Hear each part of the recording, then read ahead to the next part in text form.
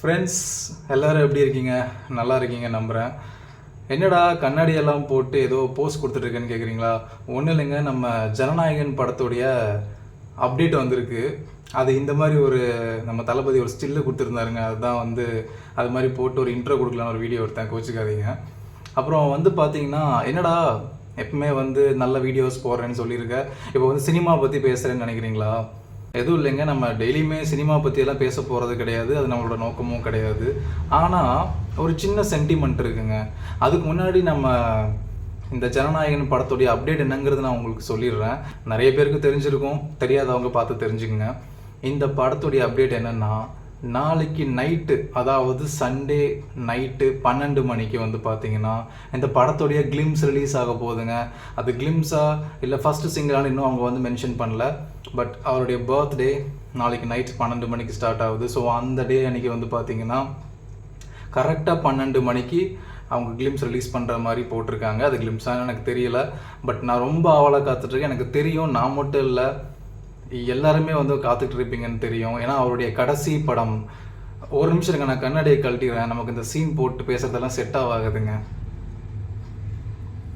ஒன்றுலைங்க, ஒரு சின்ன ஒரு சென்டிமெண்ட்லான ஒரு விஷயம். இதை நான் ஆரம்பிக்கிறதுக்கு முன்னாடி ஸ்கூல் பருவத்தில் இருந்து சொல்லிடுறேன். ஸோ எவ்வளோ பேர் நீங்கள் ஸ்கூலில் தளபதின்னு சொல்லி சண்டை போட்டிருக்கீங்க? நான் நிறைய சண்டை போட்டிருக்கேங்க. ஏன்னா நான் அப்போ ஒரு பயங்கரமான ஒரு விஜய் ஃபேன். என் ஃப்ரெண்ட்ஸ் நிறைய பேர் அப்போ அஜித் ஃபேன். ஸோ எந்த படம் வந்தாலும் ஃபஸ்ட் டே ஃபஸ்ட் ஷோ தான் போயிருக்கோம். அதை மிஸ் பண்ண தவறுனதே இல்லை. காலேஜ் பங்க் பண்ணிவிட்டு ஸ்கூல் படிக்கும்போதே நான் ஜில்லா படத்துக்குலாம் ஃபஸ்ட் டே ஃபஸ்ட் ஷோ போயிருக்கேங்க. ஸ்கூலை கட் பண்ணிவிட்டு. பார்க்குறவங்க யாரும் தப்பான உதாரணமாக எடுத்துக்க வேணாம், அவ்வளோ க்ரேஸ் இருந்துச்சு அப்போது. நான் ஃபஸ்ட்டாக பார்த்த படம் என்னென்னு பார்த்தீங்கன்னா பத்ரி. நான் அது ஃபேமிலியாக சேர்ந்து பார்த்தேங்க. ஸோ நான், அம்மா, அப்பா, தம்பி இங்கே எல்லாருமே சேர்ந்து போய் பார்த்தோம். அது இன்னும் மறக்க முடியாத மொமெண்ட்டாக இருக்குது. அப்புறம் எதுக்காக இந்த பதிவுன்னு பார்த்தீங்கன்னா, அது ஜஸ்ட்டு ஒரு மூவி அப்டேட் வந்ததுன்னு மட்டும் சும்மா உங்ககிட்ட ஷேர் பண்ணிக்கிறதுக்காக வரல. அவர் நாளைக்கு அரசியல் களத்தில் வரப்போகிறாரு.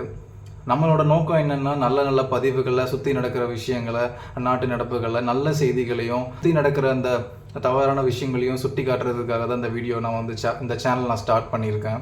ஸோ சுற்றி நடக்கிற நல்ல விஷயங்கள், கெட்ட விஷயங்கள்னு வரும்போது அதில் அரசியலும் கண்டிப்பாக உள்ளே வந்துடுது. நம்ம யாரையும் தப்பாக விமர்சிக்க போகிறது கிடையாது. நடக்கிற விஷயங்களை நம்ம பப்ளிக்கு எடுத்து சொல்லணும். பப்ளிக்கு டிஸ்டர்ப் ஆகிற, மக்களுக்கு டிஸ்டர்ப் ஆகிற எந்த ஒரு விஷயமும் நடக்கக்கூடாதுங்கிறது தான் என்னோடய நோக்கம். ஸோ இது வரைக்கும் பார்த்தீங்கன்னா, நான் சின்ன வயசுலேருந்து நிறைய பேர் இந்த நம்ம தளபதி படம் வரும்போது பார்த்தீங்கன்னா நைட்டு இந்த 12 மணிக்கு, இந்த 1 மணிக்கெலாம் எப்போ அப்டேட் வருதுன்னு வெயிட் பண்ணி இந்த சோஷியல் மீடியாவே பார்த்தீங்கன்னா ஒரு கலக்குவாங்க. ட்விட்டரில் ட்ரெண்டிங் கொண்டு வருது, யூடியூப்பில் ட்ரெண்டிங் கொண்டு வருது, இந்த லைக்ஸ் மில்லியன் கணக்கில் வரும், வியூஸ். ஸோ நிறைய டார்கெட் வச்செல்லாம் பார்த்தீங்கன்னா அப்போ நிறையா நம்மளோட இந்த இனோவேஷன் ப்ளஸ் விஜய் சேனலில் நிறையா வாட்ச் பண்ணியிருக்கேன். ஸோ அவங்களோட சேனல்ஸ் எல்லாம் பார்த்துட்டு ரொம்ப இன்ஸ்பயர் ஆகிருக்கு, ரொம்ப பிடிக்கும் எனக்கு. இப்போது தளபதியோட இதுதான் கடைசி படம்னு நினைக்கும் போது மனசுக்கு ரொம்ப கஷ்டமாக இருக்குது. ஆனால் இதுதான் நிதர்சனமான உண்மை. இது அவரே சொல்லிட்டாரு.